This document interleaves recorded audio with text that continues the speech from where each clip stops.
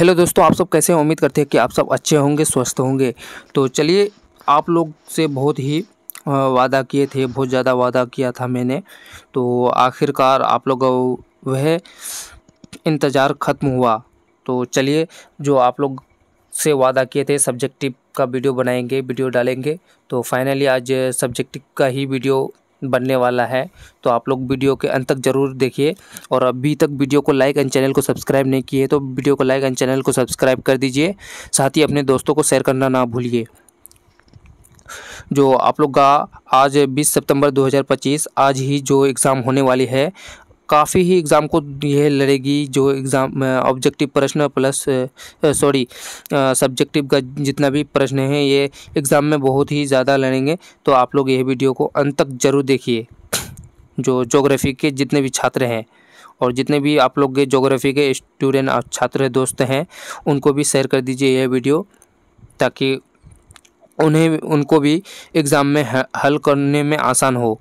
तो चलिए हम लोग स्टार्ट करते हैं। ये ओरिजिनल पेपर है। चलिए हम लोग सब्जेक्टिव की ओर चलते हैं। सब्जेक्टिव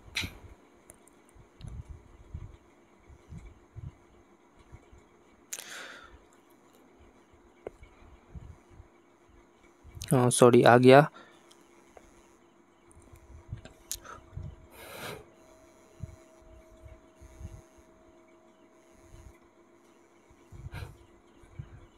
क्या कह रहा है हम लोग को, क्वेश्चन नंबर 1, भूगोल की परिभाषा। भूगोल की परिभाषा जो आप लोगों को करना है।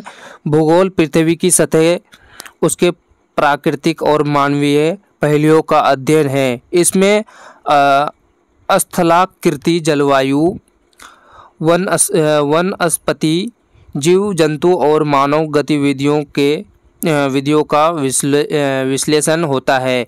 भूगोल का उद्देश्य पृथ्वी की विशेषताओं और संसाधनों का सही उपयोग सुनिश्चित करना है, ताकि पर्यावरण और समाज का संतुलन बना रहे। तो आप लोग एक नंबर का ये हल है, जो आंसर है। आप लोग नोट कर लीजिए अपने कॉपी में। तो दूसरा नंबर क्या करें हम लोग को, पृथ्वी के प्रारंभिक वायुमंडल की गैसें।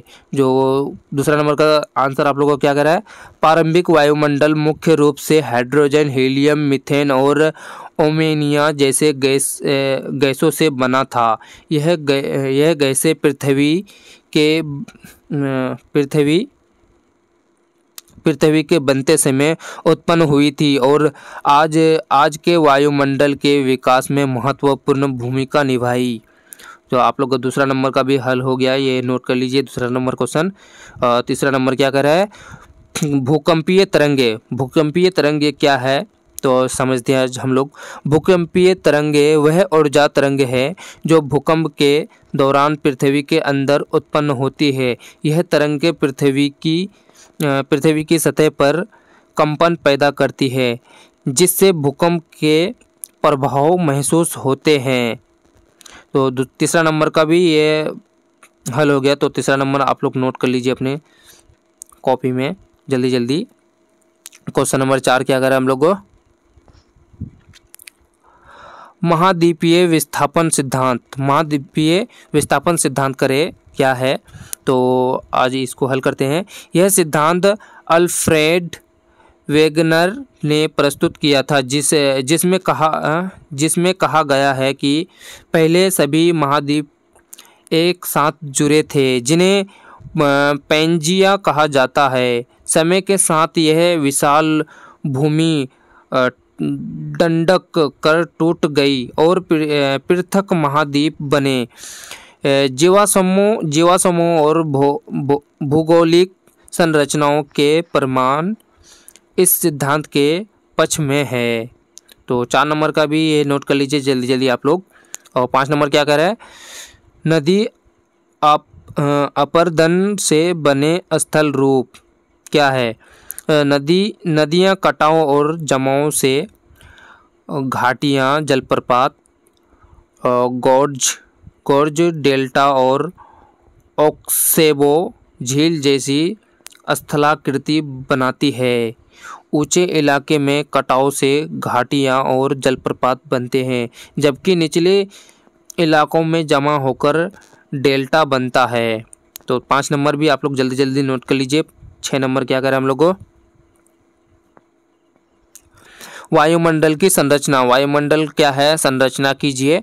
वायुमंडल के प्रमुख 5 भाग है, ट्रोपोस्फियर, स्ट्रेटोस्फियर, मेसोस्फियर, थर्मोस्फियर और एक्सोस्फियर। ट्रोस्फियर में सभी मौसमी गतिविधियां होती है। स्ट्रोस्फियर में ओजोन परत होती है जो जीवन के लिए सुरक्षित वातावरण बनती है। तो 6 नंबर का नोट कर लीजिए जल्दी जल्दी। 7 नंबर क्या करें, भारत के भौतिक भाग। भारत के 4 मुख्य भौतिक भाग है, हिमालय क्षेत्र, उत्तरी मैदान, प्रायद्वीपीय पठार और तटीय मैदान। हिमालय उच्च पर्वतीय क्षेत्र है, उत्तरी मैदान उपजाऊ मैदान है, प्रायद्वीपीय पठारी भूमि और तटीय मैदान समुद्र के किनारे फैलते हैं। तो 7 नंबर का जल्दी जल्दी नोट कर लीजिए। 8 नंबर क्या करें, भारतीय जलवायु के मुख्य शत्रुएं। भारत में मुख्य 4 शत्रुएं हैं, गर्मी, मानसून, सर्दी और शरद। मानसून सबसे महत्वपूर्ण है क्योंकि यह वर्षा लाता है जिससे कृषि निर्भर करती है। तो 8 नंबर का जल्दी जल्दी नोट कर लीजिए। क्वेश्चन नंबर 9 क्या करें हम लोग, जैव विविधता क्या है। तो 9 नंबर क्या है इसे समझते हैं। जैव विविधता का मतलब किसी क्षेत्र में मौजूद जीव जंतु और पौधों की विभिन्न प्रकार की प्रजातियां होती है। यह पारिस्थितिकी तंत्र संतुलन और जीवन के लिए आवश्यक संसाधनों की रक्षा करती है। तो 9 नंबर जल्दी जल्दी नोट कर लीजिए। 10 नंबर क्या करें, सामाजिक वनीकरण। सामाजिक वनीकरण क्या है समझते हैं इसे। सामाजिक वनीकरण मतलब स्थानीय समुदायों की भागीदारी से की जाने वाली वृक्षारोपण प्रक्रिया है जिसका उद्देश्य पर्यावरण संरक्षण, आर्थिक विकास और ग्रामीण क्षेत्रों के लिए संसाधन उपलब्ध कराना। जो सामाजिक नवीनीकरण है, पर्यावरण जो पेड़ पौधे लगाने से हमारे जीवन का बहुत ही लाभ होती है। जो आप जितने भी पेड़ पौधे लगाने से उतना हमारा पर्यावरण हरा भरा होता है, हमें जिंदा रखता है और हम उनके वजह से और मेरे वजह से उन पर्यावरण जैसे पेड़ पौधे हम उनके वजह से जिंदा रहते हैं, वो हमारे वजह से। चलिए इतना ही। चलिए दूसरा क्वेश्चन क्या करें हम लोग को, 11 नंबर का, प्राकृतिक ऊर्जा स्रोतों की भूमिका। तो 11 नंबर क्या है, प्राकृतिक ऊर्जा स्रोत जैसे सूर्य, हवा, जल और जीवाश्म ईंधन पर्यावरण और मानव जीवन के लिए अत्यंत महत्वपूर्ण है। ये ऊर्जा स्रोत विकास औद्योगिकरण में मदद करते हैं, लेकिन इनके सही प्रयोग से पर्यावरण संरक्षण भी आवश्यक है। तो 11 नंबर नोट कर लीजिए जल्दी। 12 नंबर क्या करें, ये लास्ट क्वेश्चन है जलवायु परिवर्तन के कारण और प्रभाव। जलवायु परिवर्तन में बढ़ती ग्लोबल तापमान, वायु प्रदूषण और मानव गतिविधियां प्रमुख कारण है। इसके प्रभाव में बाढ़, सूखा, प्राकृतिक आपदाएं और जैव विविधता का नुकसान शामिल है। तो जितने भी स्टूडेंट ये आप लोग को इसका पूरा नोट्स दे दिए सब्जेक्टिव का, आप लोग नोट कर लीजिए जल्दी जल्दी। साथ ही आप लोग वीडियो को अभी तक लाइक नहीं किए हैं तो लाइक एंड वीडियो को लाइक एंड चैनल को सब्सक्राइब कर दीजिए। साथ ही अपने दोस्तों को शेयर कीजिए।